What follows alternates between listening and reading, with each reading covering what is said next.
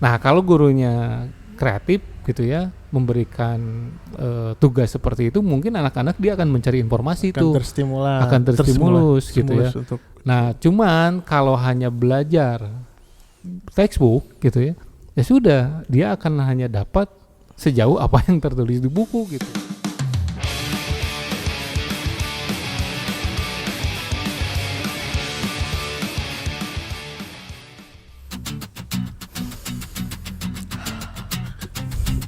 Halo semuanya. halo.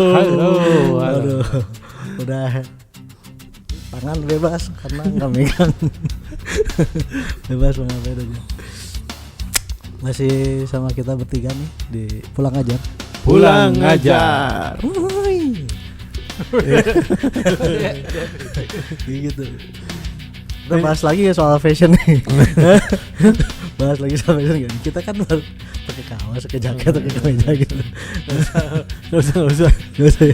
Tadi udah pada cuma dikat. Aduh. Ini nggak ngikutin peristiwa yang sedang terjadi belakangan. Paling berita-berita yang menghebohkan, War. iya, serangan itu Amerika Israel ke Iran. Oh, itu dolar kuning dan Tadi pertama udah dolar kuning. Sekarang dolar kuning lagi. Oh ini ya. yang free-nya boleh bisa makan ini. Ya kalau teman-teman nanti dengerin ini ya pada saat kita tag itu ini hari keberapa ya? Ke 5 atau ke 6. 5 atau 6 ya. Yang sedang terjadi di Timur Tengah lah. Nah, cuman orang heran nanti ya berapa hari yang lalu itu sempat ngebahas ini ke anak-anak lah. Ya. Anak-anak mahasiswa dan respon mereka nggak tahu. Terus si Om sibuk sendiri. Gak tahu gimana. Nggak tahu apa yang terjadi gitu. Oh. Apatis mereka. Hah? Atau memang Mungkin nggak muncul di FYP-nya. iya. Sampai ya sempat ada yang nanya gini, kenapa pemimpin yang meninggal itu, pemimpin Iran ya, meninggal itu sebegitu ya di ininya gitu, dihargainnya di media sosial gitu, dan mereka lihat itu emang dia siapa dan kenapa kok ada yang meninggal tapi presidennya masih ada gitu. Hal gitu kan kayak mungkin orang langsung berpikir kok mana tak apal ya gitu. Kok nggak tahu. Mereka nggak tahu bahwa di Iran itu ada imam besar dan presiden gitu. Oke. Ya mungkin nggak banyak juga yang tahu, atau banyak yang tahu ya kita juga nggak tahu. Orang tak apa lah gitu, tapi kayaknya itu hal-hal basic yang kayaknya inilah gitu ya. Nah, standar basicnya beda coy. Mungkin beda. Ya, kayaknya VOP-nya yang berbeda. Dan sebenarnya intinya tuh orang jadi lebih jauh memikirkan gini, yang kamu pedulin teh apa sebenarnya? Gitu. Apa yang kamu cari tahu untuk hidup kamu gitu? Bagaimana caranya mendapatkan 1 miliar pertama? Iya sih itu. Ke brainwash. Semuanya duniawi. Iya, sampai hal-hal itu nggak terlalu apakah penting atau nggak penting gitu. Yeah. Dan orang sebagai pengajar itu merasakan ya berapa tahun ya, 10 tahun mengajar itu nggak tanpa membandingkan antar angkatan atau antar generasi gitu, tapi kayaknya kok ada sedikit degrade gitu, sedikit kemunduran akan rasa ingin tahu, bukan intelektual ya, tapi akan curiosity terhadap segala sesuatu, terhadap dunia, terhadap lingkungan dan segala macam gitu. Ini gimana nih? Itu kita bahas. Jadi hari ini kita bahas itu. Cuman ini teh apakah pengaruh dari sekolah, pendidikan, atau memang kita sambungin aja ke pendidikan karena kan gitu. Podcast pendidikan. Podcast pendidikan. Berat banget. Coba gimana? Apakah perasaan orang tuh valid nggak sih itu terjadi degrade gitu? Degradasi. Kalau saya ngelihatnya gini, anak-anak sekarang mungkin gitu ya, keyakinan saya mereka itu akan lebih merasa tertinggal ketika mereka tidak tahu influencer siapa yang sekarang lagi trending, Influencer, gitu ya. selebgram gitu ya. Terus outfitnya seperti apa nih yang lagi trending gitu ya. Terus dari segi otomotifnya, dari segi kafe, tempat nongkrong gitu ya, tempat Lifestyle main, mungkin ya. lifestyle gitu ya. Lebih ke arah Gaya sana hidup. kayaknya gitu. Jadi hal-hal yang mungkin di media sosial itu banyak informasi gitu ya. Mereka udah filter dari awal dan mereka ngerasa kayaknya saya nggak terlalu perlu ini gitu. Iya. Karena kehidupan saya ada di ruang lingkupnya Iya. circle-nya yang ini gitu. Jadi akhirnya mereka cari tahu ya memang circle merekanya aja gitu ya, kebutuhan lifestyle-nya mereka gitu. Kebutuhan yang saat ini gitu Iya. relevan. Nah, mungkin tapi kan tetaplah ada juga orang-orang mungkin ya anak-anak muda sekarang yang ya kebetulan mungkin Anda ketemu dengan salah satu siswa mahasiswa yang memang tidak mencari wawasan Ya. ya kan, terus kemudian ya dia akan bertanya banyak hal gitu. Emang perlu gitu saya tahu itu gitu ya, emang ini siapa gitu. Terus dia penting fungsinya nggak gitu? apa gitu. Iya, Penting nggak aku tahu gitu.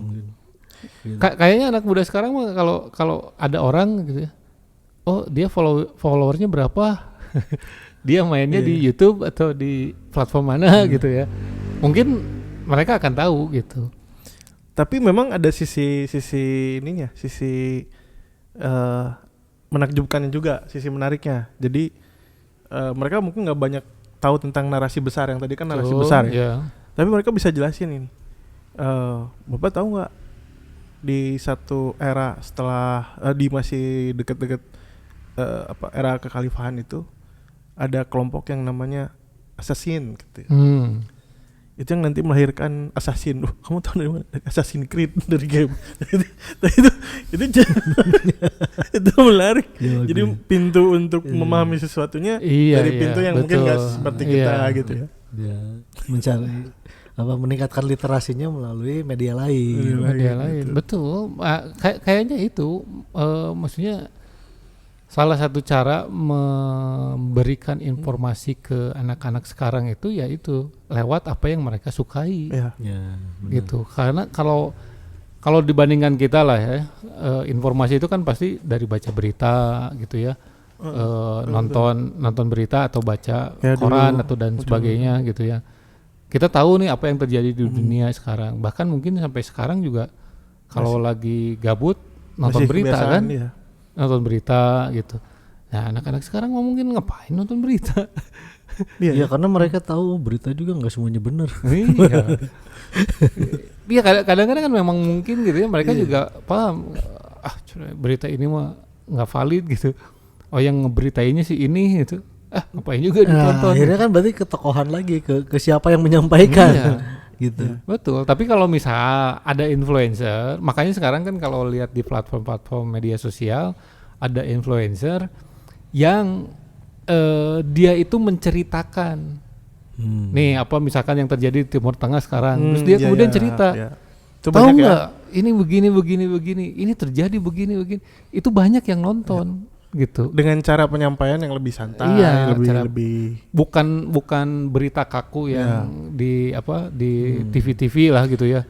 Karena berita juga sebenarnya nggak seluruhnya diceritain tuh dalam arti kan mereka cuma faktual ya. Betul. Ini terjadi kayak gini, tapi konteks keseluruhannya seringkali nggak disampaikan kan gitu. Jadi ya terjadi ini serangan dini hari, tapi hanya faktual pada saat itu. Sementara mungkin yang nggak ngerti konteksnya bingung ini apa gitu di situ.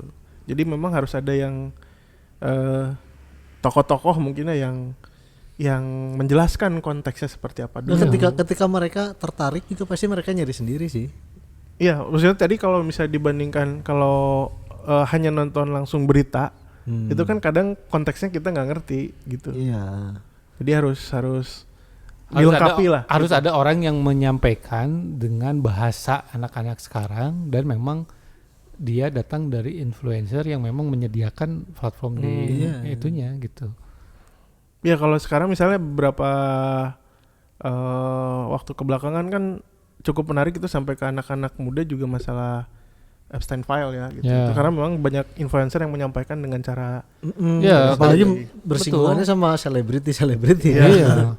Waktu Epstein file keluar, itu kan banyak influencer yang langsung naikin juga kan. Nah, mereka anak-anak sekarang itu tahu gitu ya.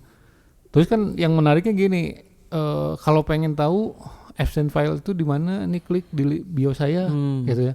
Dan mereka tuh banyak yang ngeklik itu gitu. Pengen tahu nih yang beneran itu dari mana gitu kan. Gunakan ini, pakai browsernya ini lah dan lain sebagainya.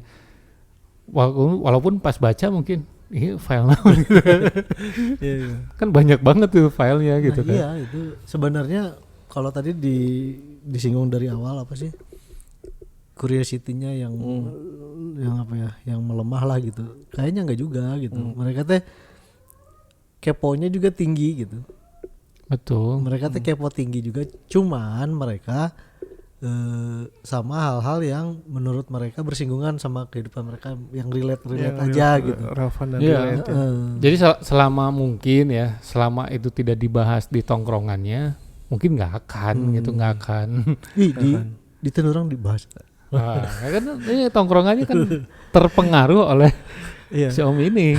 Sebenarnya bukan cuman anak-anak ya, bukan Iya. cuman anak-anak yang ya kita bilang Gen Z atau Gen Alpha. Iya. Nah, itu millennials juga sebenarnya banyak yang nggak peduli tentang apa yang terjadi. Betul. Mereka lebih peduli, aduh gimana minyak mahal gitu iya. kan. Lebih Apalagi mahal. sekarang ada kemungkinan BBM naik Nah, kan. itu aja. Aing THR kumaha ya? Paling lebih ke THR situ. gimana? Stok bahan bakar kita aman 20 hari. 20 hari kok aman. Tapi Jepang aja yang 240 hari takut kok. Tapi kalau ini nih, kalau apa? Kalau balik lagi ke misalnya ada memang statement itu ada bahwa rasa curiosity itu berkurang karena sekolah yang terlalu banyak menuntut mereka menjadi anak-anak yang patuh, gimana? Nah, itu mungkin beda case. Bila kayak Ya. Kalau di sekolah yang saya tahu nih dan sepemahaman saya ini ya. Jadi guru-guru kan tetap melaksanakan kurikulum sesuai dengan yang mungkin ditetapkan oleh kementerian kan, pemerintah. Kurikulumnya ini, kurikulumnya itu, mereka belajar basic knowledge semuanya gitu. Dan knowledge ini akan mungkin naik pemahamannya ketika guru ini memberikan project. ya. Kan misal kita kan ngomongin tentang kalau di IPS itu ada tatanan dunia Mau dia guru IPS ya. Guru IPS. Hubungan bilateral antara negara satu dengan negara yang lain mungkin kan itu dibahas di kelas, tapi kan textbook gitu ya. Nah tapi kan ketika gurunya memang kreatif bikin project nih gitu, si negara ini dia kerjasama dengan negara apa saja dan apa yang diuntungkan oleh negara itu. Misal, oh negara ini mah dia ngambil BBM-nya dari sini.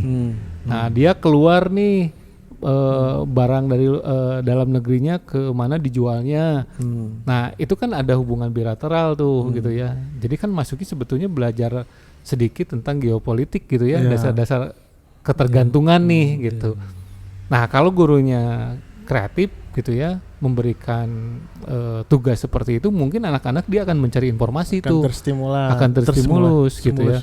Nah cuman kalau hanya belajar textbook gitu ya, ya sudah dia akan hanya dapat sejauh apa yang tertulis di buku gitu, dan itu tidak faktual Udah dengan mah dia apa yang tinggal terjadi relate gitu.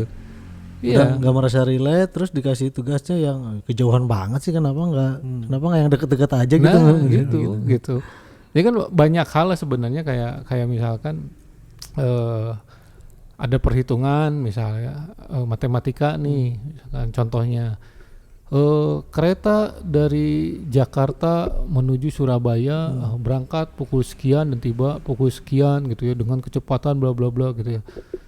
Nah mereka kan orang Bandung nih, dia nggak akan relate ngapain mikirin kereta dari Jakarta ke Surabaya?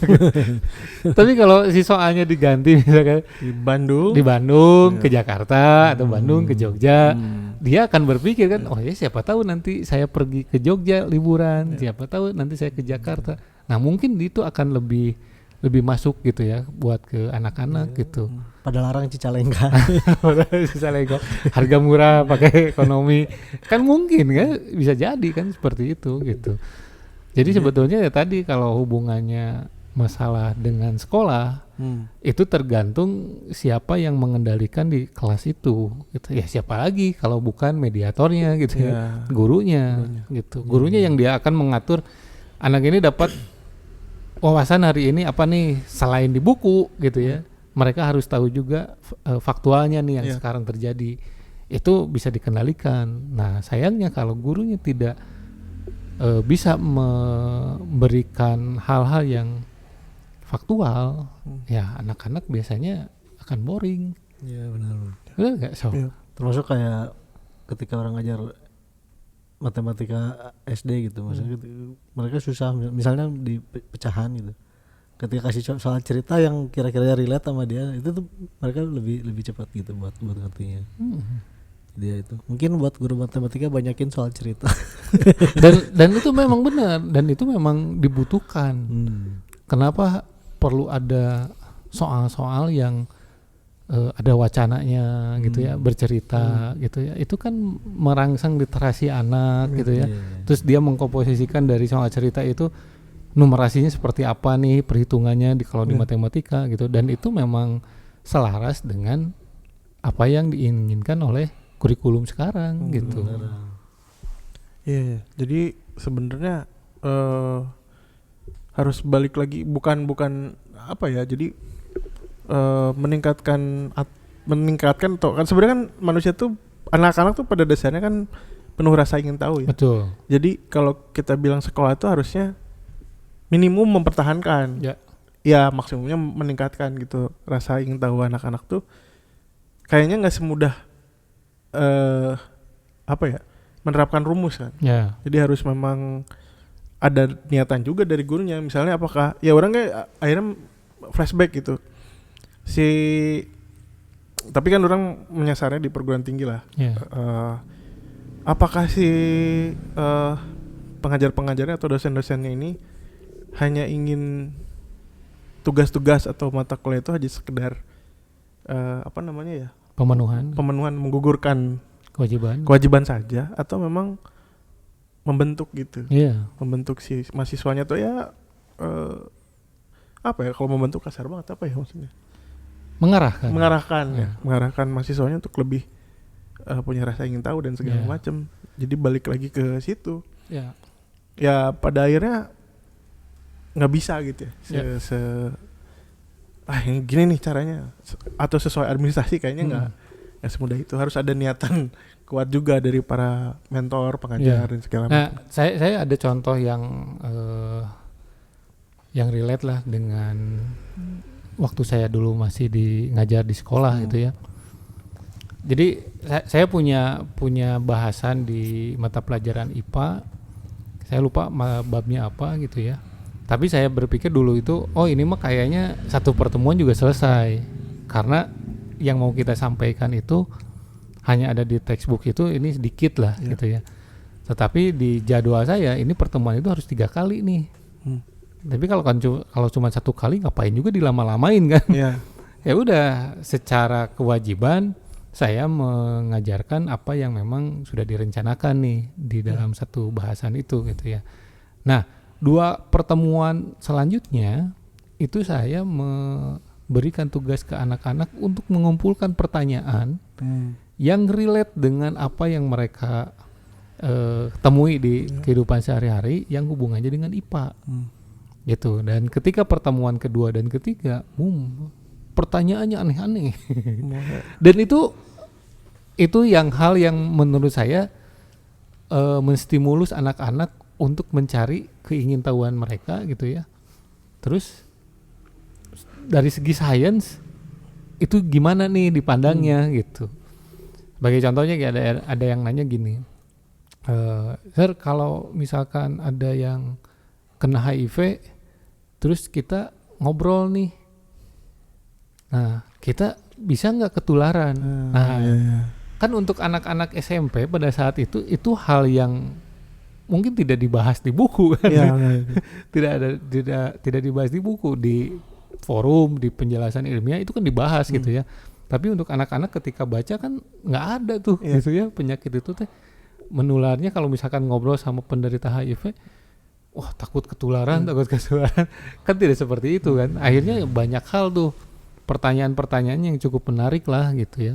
Dan ketika dijawab yang ini sudah, terus ada pertanyaan berikutnya, akhirnya kan anak-anak itu dapat wawasan tuh gitu ya tentang mata pelajaran IPA yang relate dengan apa yang mereka pertanyakan pada hari itu gitu. Ya, mengamalkan itu. Jadi sering lah ketika kelas, karena privat ya, jadi bisa orang per orang gitu. Ketika kita ngebahas apa nih, terutama misalnya yang per IPS-an lah gitu, bahas challenge-nya buat si siswa itu bikin pertanyaan. Tapi kalau orang sih lebih spesifik, pertanyaan itu cuman antara how sama why gitu. How, why, kalau nggak what if gitu. Gimana kalau gini, gimana kalau gini. Dan orang merasa sukses ketika dia punya pertanyaan terus orang tuh bisa jawab. Ya. Jadi itu teh ini oke, ini bagus sih pertanyaannya. Jadi orang kita bahasnya mungkin pertemuan berikutnya lah gitu. Kalau sampai orang tuh bisa jawab, tapi memang baru beberapa kali lah gitu. Dan itu poin plus buat orang sih. Ya, itu kan bukan sesuatu yang memalukan. Benar nggak? Ketika ada siswa yang dengan curiosity-nya tinggi bertanya ke gurunya, terus gurunya di luar ekspektasi nih pertanyaannya gitu.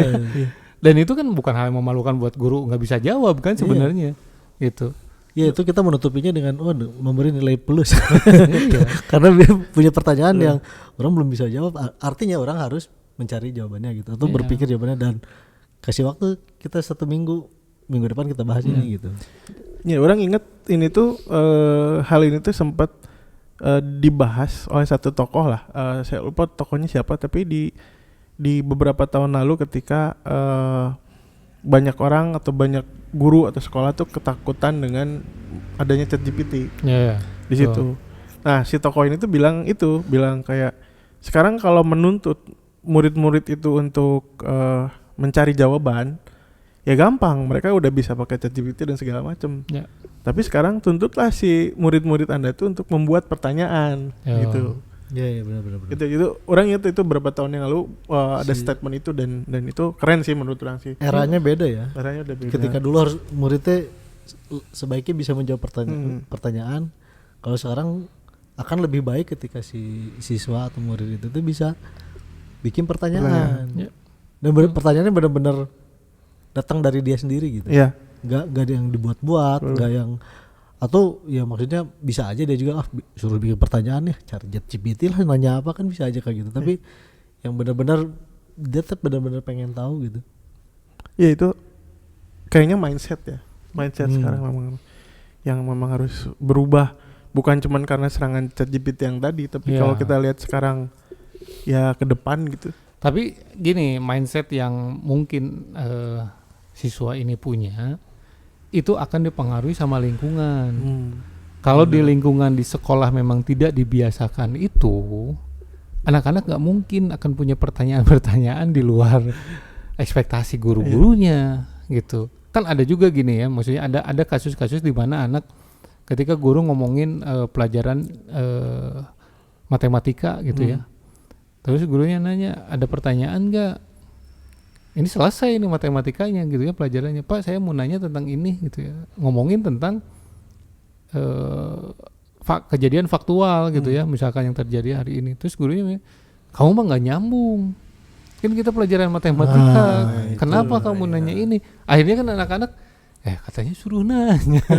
Iya benar. Tapi ketika ingin tahu dipatahkan gitu, akhirnya itu akan ngebentuk anak-anak takut untuk bertanya lagi gitu suatu hari nanti. Karena gitu. nanti takut disangka nggak nyambung lagi, dibilang nggak nyambung lagi, gitu. Ntar gue lagi yang tensin gitu. gitu apalagi kan di depan teman-teman yang lain gitu ya. Terus ada iya. penolakan seperti itu kan akhirnya ngapain juga males Ya, males gitu lagi kan. nanya. Udah digituin sama gurunya, diketawain sama temennya, wah Nah, makin iya. ngedrop gitu. Ya, drop gitu. Ya, itu saatnya Anda berpikir tentang sekolah. Platform lagi gitu. Mulai masuk. Nah, itu juga yang terjadi, mungkin hasilnya yang terjadi pada saat mereka duduk di perguruan tinggi Ya. gitu. Jadi ya bukan 1, 2 tapi banyak sekali, misalnya pada saat di kelas itu sulit, orang menemukan kesulitan untuk bikin teman-teman mahasiswa itu untuk memberikan pertanyaan. Ya. Ya gimana, udah orang penjelasan segala macam, udah jelas udah. Ya, itu bingung sih, maksudnya bahkan ya karena kita juga sebagai pengajar masih terus harus belajar ya. Ke terus menerus gitu. Tapi salah satu kesulitan orang sih nyata itu, maksudnya bukan ya, pertama mungkin mengevaluasi apakah penjelasan orang ternyampe gitu atau memang kurang atau jelas sekali misalnya, atau memang mereka sudah dididik gitu selama berapa 12 tahun gitu. Akhirnya nggak terbiasa untuk bertanya lagi di kelas. Ya udah, kalau ada yang berani pun sebenarnya lebih ke nanti di WA gitu, dia nanya gitu di situ. Kalau pas di kelasnya personal ya. Personal kayaknya juga persoalan teman-teman juga waktu kalau nanya juga betul ini kali kan kelas wae betul. Jadi kayak gitu. Ya jadi saya ngelihatnya gini, ada mindset di mana anak-anak ini merasa ketika disuruh buat pertanyaan, satu mungkinnya ada pressure dari teman-temannya. Ini udah beres ini pertanyaan di WA lama nih. Lama. Mungkin itu ada pressure itu. Yang kedua, takut anak-anak ini ketika bertanya takut nggak nyambung, diketawain sama dosennya, diketawain sama teman-temannya gitu. Akhirnya dia keep tuh gitu ya. Nah, sayangnya ketika anak-anak sudah merasakan di posisi seperti itu akan jadi mindset buat anak ini ke depannya. Takut bertanya gitu. Makanya ketika guru, kalau suasananya seperti itu, guru bertanya, ada yang mau ditanyakan, mereka pasti diam. Yang tidak mengerti pelajaran hari itu juga dia akan diam. Gitu. Karena lebih pengen cepat pulang. Ya kan satu, itu mungkin plus satunya gitu ya. Tapi kan ketika ada kesempatan ditanyakan ke kita gitu, ngerti nggak hari ini gitu ya tentang pelajaran ini. Kalau dia nggak ngerti kan dia bisa nanya gitu. Saya nggak ngerti sebelah sininya. Waktunya habis, guru punya PR mengulang. Kan tidak mungkin aja anak yang bertanya tidak mengerti itu dia mewakili teman-temannya yang beberapa persen yang lain gitu ya. Betul. Gitu. Tapi orang ada case gini. Di saat yang bersamaan di era sekarang nih, saya ada ngajar yang di lembaga kita yang full homeschooling dan mengajar juga anak lain, yaitu les. Setelah jam sekolahnya dia, tapi memang tadinya sih orangnya kasihan lah, anak teh udah masih SD loh itu gitu, maksudnya sekolah udah sampai sore terus harus les. Gak apa-apa Pak katanya, ini minta ya udah. Ya gitulah, maksudnya ya udahlah gitu, emang ngebantu si anaknya juga karena agak cukup struggling dia. Itu udah jelas perbedaan pemalunya siswa di lembaga kita. Dia benar-benar sangat shy gitu, karena mungkin backgroundnya pernah dibully segala macam. Tapi di akhir kelas saya itu ketika ada ditanyain selalu ada, walaupun minimal satu lah. Ada lagi nggak? Udah itu aja, sir gitu. Tapi selalu ada. Nah itu teh berbeda banget sama yang satu lagi nih yang memang kesehariannya dia di sekolah formal, walaupun sekelas itu isinya bertiga. Dari bertiga aja coba dijelasin gini-gini, ada ditanya nggak pernah ada yang mau nanya gitu. Sekalipun satu pun belum pernah ada. Itu mah ya berdasarkan pengalaman orang banyak ya. wah ini kentara banget sih perbedaannya gitu. Ya. Tapi orang oke sebenarnya dididik dengan cara itu. Betul. Ya kita semua mungkin ya di sekolah formal yang sampai terakhir pun sekolah orang terakhir gitu. Di kelas dosen nanya, ada pertanyaan nggak sih? Nggak ada. Nggak ada. Ya udah terbentuk kayak gitu. Sama juga ada kayak misalnya presentasi teman lah, kelompok teman gitu ya, presentasi. Ya harusnya kan kita di situ berdebat atau berdiskusi lah tentang apa gitu. Tapi enggak, karena karunya kembali lagi di luar udut lah barang lah gitu ya. Jadi si mentalitas itu sebenarnya tanpa tadi mendiskreditkan atau membandingkan antar generasi. Sebenarnya millennials juga dididik seperti itu. Dididik seperti itu ya, kebetulan aja sekarang kita udah jadi pengajar dan yang lain-lain, tapi kita juga mengalami hal kayak gitu. Mengalami banget. Mengalami.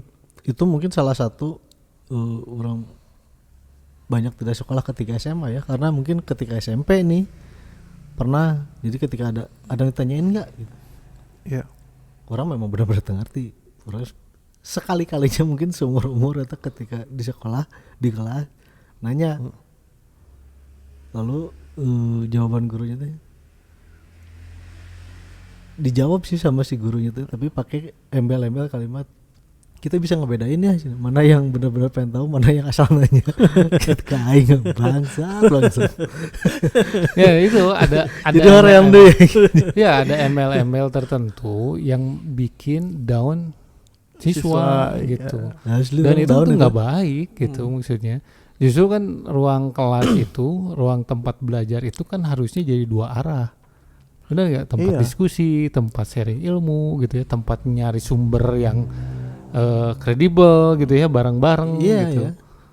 Mungkin waktu itu yang ditanyain tuh mungkin dia si gurunya udah pernah ngejelasin, mungkin apa nggak dengar, apa mungkin lagi ke toilet, apa mungkin lagi apa gitu, lagi nggak fokus. Dan itu tuh kayaknya salah banget. Padahal mah ya kalau udah dijelasin juga ditanyain dia tinggal jawab aja lah gitu. Iya. Tapi memang dari sisi murid juga, dari sisi siswa lah, ketika mencoba ke flashback lah, flashback kita jadi siswa.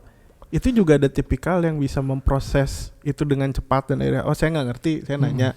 Tapi ada juga yang memprosesnya lebih lambat gitu, ya nggak? Baru di rumah kita, aduh nggak ngerti nih, gitu. Akhirnya pertanyaannya mungkin besoknya gitu. Atau kalau sekarang tuh sebenarnya banyak juga mahasiswa itu yang pada saat di kelas ataupun pada saat bimbingan tuh dijelasin belum bisa bertanya pada saat itu karena processing dulu.